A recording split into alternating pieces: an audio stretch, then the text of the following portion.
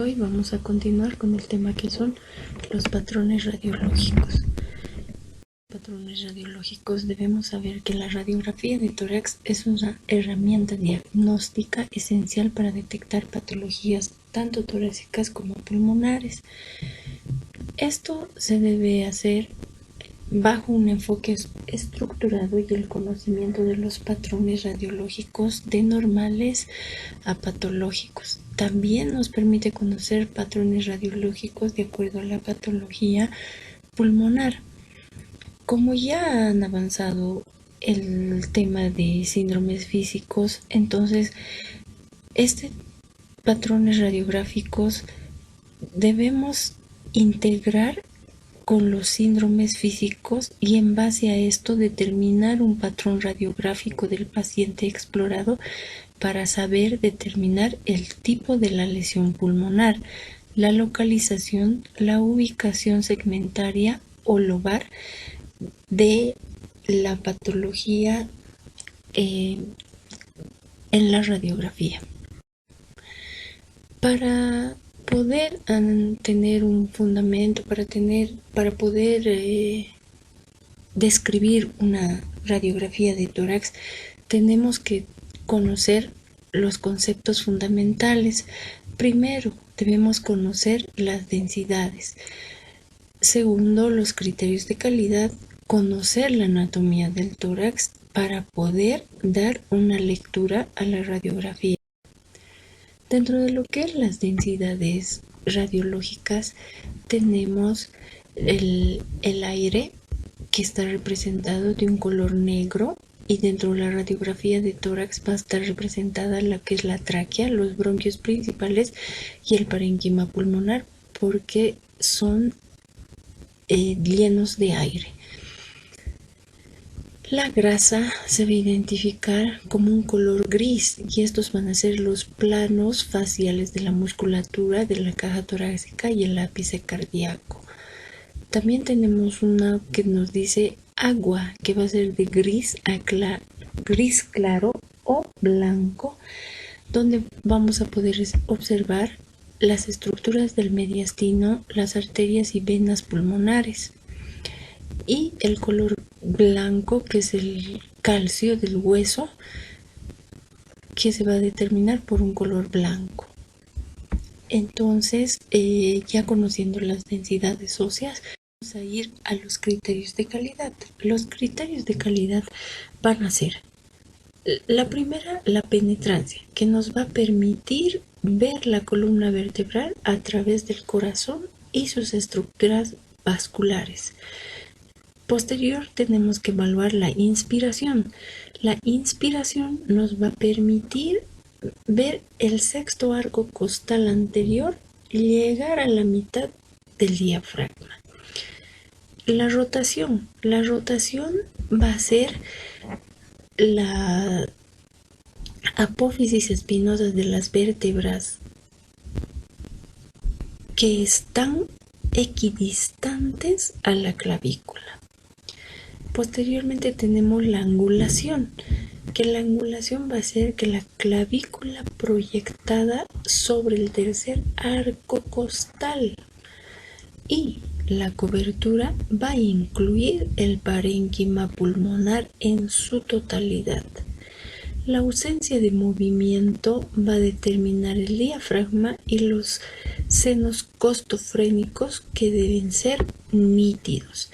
Entonces, no tenemos que olvidarnos los criterios de calidad, que son la penetración, la inspiración, la rotación, la angulación, la cobertura y la ausencia de movimiento, que nos van a permitir evaluar una radiografía. Dentro de lo que es la radiografía de tórax, también tenemos que recordar anatomía del tórax, donde vamos a ver que el pulmón derecho tiene 3 lóbulos, un lóbulo superior, el lóbulo medio y el lóbulo inferior, que están divididos por la cisura menor y la cisura mayor u oblicua. Y el pulmón izquierdo que va a tener un lóbulo superior y un lóbulo inferior dividido por la cisura mayor. Dentro de lo que es también la anatomía del tórax tenemos lo que vamos a ver: la tráquea, los bronquios principal derecho, la carina y el bronquio principal izquierdo. El bronquio principal derecho se va a dividir en 3 y el bronquio principal izquierdo se divide en 2 bajo todas sus segmentaciones. Como ustedes ya conocen y han avanzado en dentro de lo que vamos a tener una radiografía de tórax, vamos a evidenciar anatómicamente las partes de la silueta cardíaca. Tenemos dentro de lo que es la silueta cardíaca la vena cava superior, la aurícula derecha, la arteria aorta, la arteria pulmonar, aurícula izquierda y ventrículo izquierdo. Y también vamos a medir lo que es el índice cardíaco, que se mide con la línea que se le denomina A sobre B, y el resultado tiene que ser 0,5 o 50%. Y así determinamos la cardiomegalia en sus diferentes. Acá tenemos una representación anatómica donde vamos a ver la tráquea, el bronquio principal derecho, la carina y el bronquio principal izquierdo. Dentro de lo que es el bronquio principal derecho vamos a tener el lóbulo superior derecho, que va a estar dividido en su segmento apical, segmento posterior y segmento anterior. Y el bronquio intermedio, por eso el bronquio derecho es más largo que el bronquio izquierdo. Además vamos a encontrar el lóbulo medio, que se va a dividir en 2 segmentos, y el lóbulo inferior, que se va a dividir en 5 segmentos basales. El bronquio izquierdo tenemos el lóbulo superior, donde vamos a tener 2 segmentaciones, el segmento apical posterior y el segmento anterior. Y posteriormente vamos a tener a la língula con sus 2 segmentaciones y los segmentos del lóbulo, los segmentos basales del lóbulo inferior. Entonces, de acuerdo a todo eso que estamos avanzando, nosotros ya hemos visto la parte de la segmentación pulmonar en anatomía. Para hacer un sistema de lectura debemos comprobar el nombre del paciente y la fecha que se realizó la radiografía. Debemos evaluar las características técnicas, que tanto la posición del paciente, analizar los criterios de calidad y las estructuras extrapulmonares. Dentro de lo que son las características técnicas, tenemos que evaluar la radiopacidad, la radiolucidez y describir de forma correcta todas las estructuras extrapulmonares a nivel de una radiografía. ¿Qué vamos a describir? Vamos a empezar a describir las partes blandas que son las que se proyectan sobre los órganos intratorácicos. Tienen una estructura infradiafragmática. En las mujeres, la mama aumenta la densidad de la base pulmonar, lo que a veces hace confundir con un rasgo patológico. En algunas ocasiones los pezones simulan nódulos pulmonares, entonces tenemos que diferenciar dentro de las estructuras y las partes blandas, siempre en las mujeres la mama. de lo que es las partes óseas, vamos a describir las clavículas, la escápula, el arco costal anterior, el arco costal posterior, la cabeza humeral y las vértebras. Tenemos que saber para poder describir una radiografía de tórax. También tenemos que ver la parte de los diafragmas. El hemidiafragma derecho es más elevado en 1 centímetro que el hemidiafragma izquierdo, porque se encuentra bajo del diafragma, se encuentra el hígado. En el hemidiafragma izquierdo tenemos un signo que por debajo del hemidiafragma izquierdo, la cámara gástrica. Luego vamos a describir los senos costofrénicos, que tienen que ser profundos y limpios. Tenemos también la valoración del mediastino, que podemos ver patologías retrocardíacas que están tras el corazón, podemos evidenciar, o delante de la columna vertebral. El mediastino se divide en superior, anterior, medio y posterior, y de acuerdo a su localización por anatomía ya encontramos las estructuras. También tenemos que describir la pleura, que es toda la que recubre el campo pulmonar. Todo lo que les estoy mostrando es la pleura. Luego describimos la parte de los ilios. ¿Qué tienen que hacer? ¿Qué tienen que ver en los ilios? ¿Qué tenemos que ver? ¿Qué estructuras vamos a encontrar en los ilios? El ilio vamos a encontrar el derecho más bajo que el izquierdo. Esto debe ser de 2 centímetros. La diferencia mayor significa la tracción del ilio por cualquier tipo de lesión retráctil.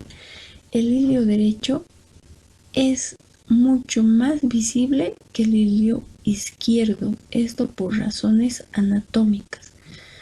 La arteria pulmonar descendente no debe pasar un diámetro de 16 milímetros en el hombre y de 15 milímetros en la mujer. Cuando este calibre es mayor al mencionado, hay que pensar en alteración hemodinámica, hipertensión arterial pulmonar o accidente vascular pulmonar. Dentro de lo que son las proyecciones, las que realmente nos sirven en la parte de neumología y las que pedimos son la postero-anterior. La postero-anterior nos va a permitir visualizar mejor los pulmones y a veces es insuficiente para la localización o ubicación de la lesión, sobre todo cuando la imagen se encuentra posterior a la posición retrocardíaca, por lo que tenemos que complementar con una radiografía lateral. La radiografía lateral nos va a servir para visualizar el seno costofrénico posterior y las áreas retrocardíacas. Nos va a permitir identificar segmentos pulmonares y la localización del mediastino. Tenemos los patrones radiológicos patológicos, que son el patrón alveolar o patrón neumónico. ¿Qué vemos en el patrón alveolar o neumónico? Es todo un proceso que ocupa el espacio alveolar sin que aumente su volumen. Puede ser por sangre, por pus, serosidad o por agua. Cuando decimos por sangre, podemos estar pensando en una enfermedad de tuberculosis, cuando es pus en una neumonía, cuando es seroso en un edema agudo de pulmón. Entonces, estas características nos van a hacer pensar en un exudado inflamatorio como las neumonías bacterianas por proteína en la neumonía. Los signos radiológicos que vamos a encontrar es una opacidad radioopaca homogénea o heterogénea con bordes mal definidos y broncograma aéreo, que es la visualización del aire que normalmente contiene el bronquio por aumento de la densidad del espacio aéreo periférico. Luego encontramos los hilios normales, diafragmas normales, no existe alteración en la cisura ni en el mediastino.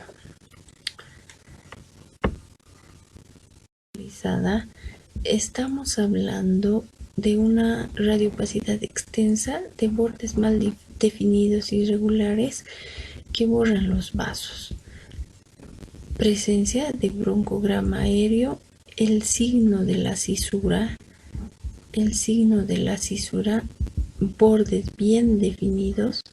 También si existe a través de la pleura o cisura que no la cruza.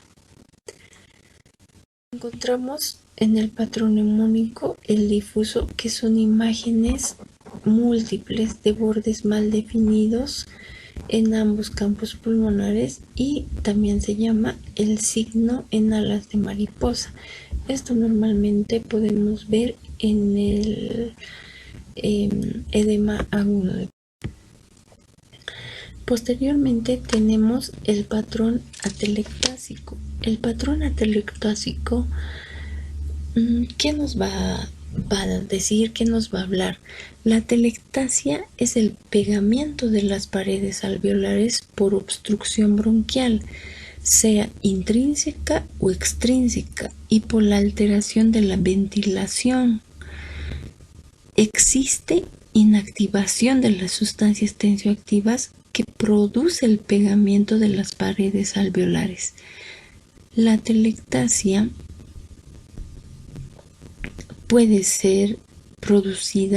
se puede producir por la permeabilidad bronquial, por el tiempo transcurrido. El parénquima pulmonar o el espacio aéreo periférico está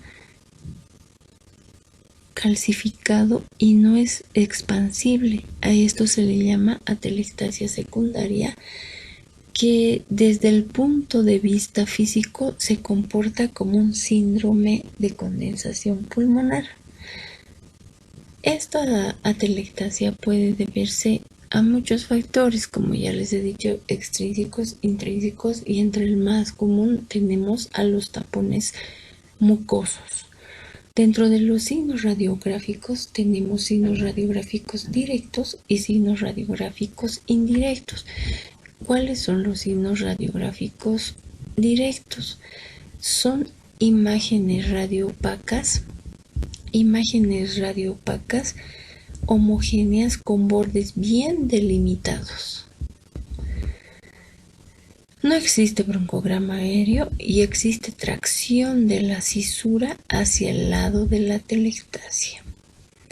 Tenemos los signos indirectos, que son la tracción del mediastino hacia la atelectasia, la elevación del hemidiafragma ipsilateral, el pinzamiento costal, la tracción del hilio hacia el lado de la atelectasia y la pérdida de volumen pulmonar.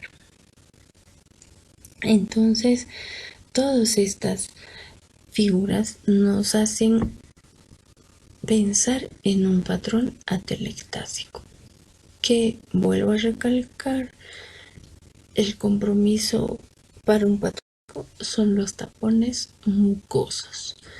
Luego tenemos el patrón de derrame pleural. El patrón de derrame pleural es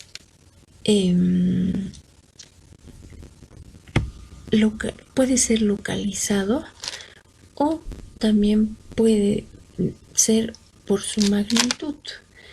Los signos del derrame pleural son una radioopacidad homogénea sin broncograma agrio que generalmente borra el seno costodiafragmático. Tiene desplazamiento del mediastino hacia el lado contralateral,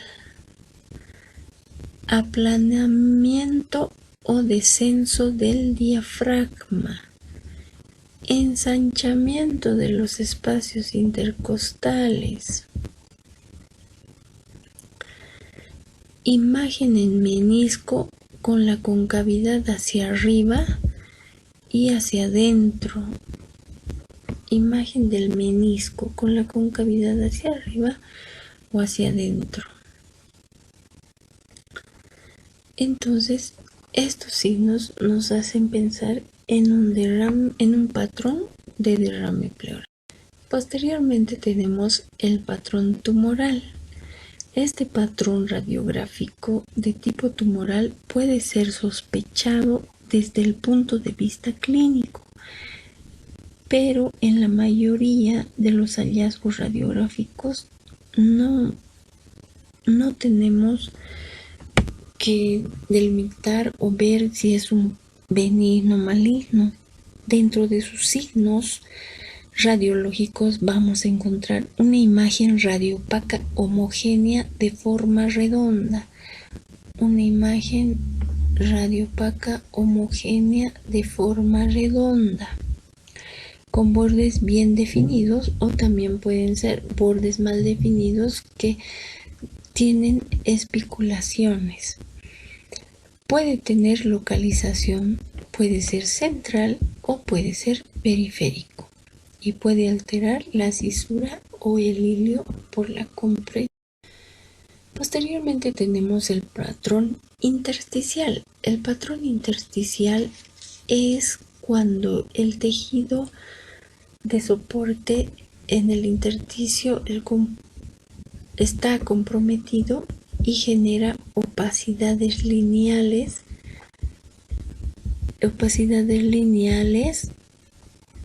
nodulares y reticulares.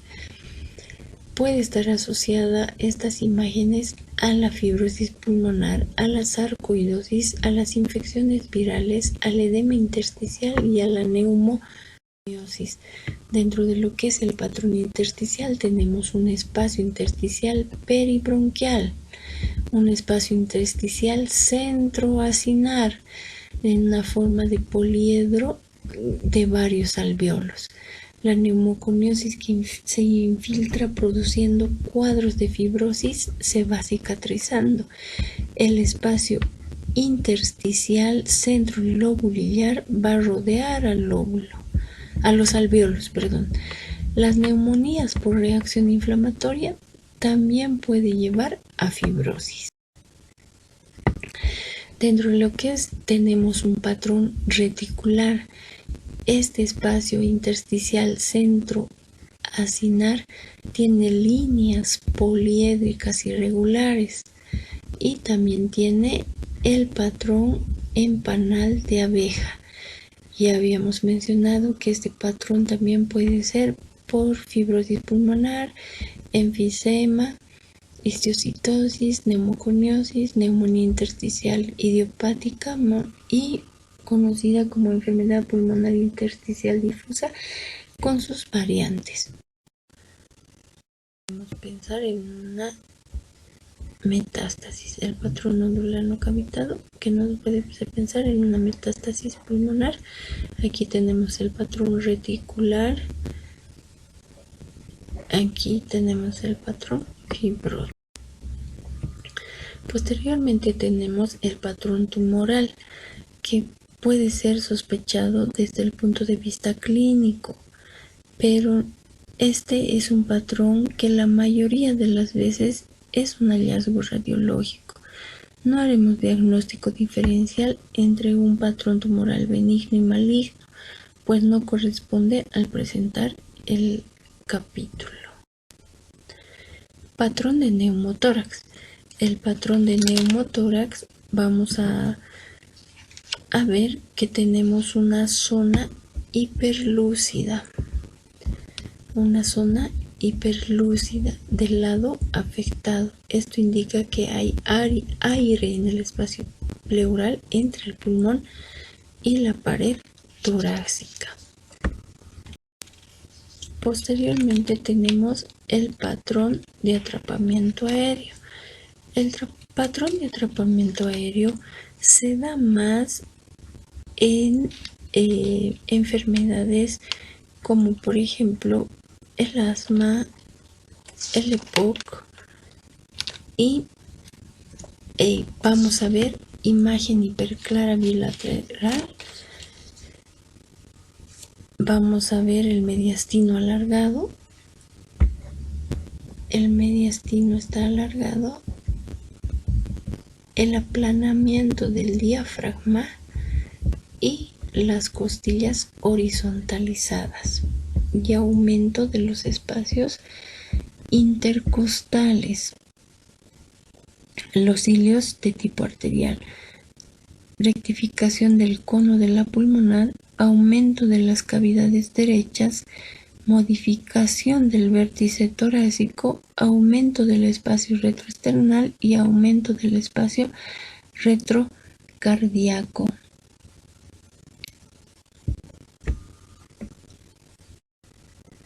Entonces, como ya hemos visto este tema de patrones radiográficos, tenemos que ir para conocer de lo normal a lo patológico. Tantos estos síndromes, estos patrones radiológicos tienen que ir de la mano con los síndromes físicos a nivel pulmonar. Gracias.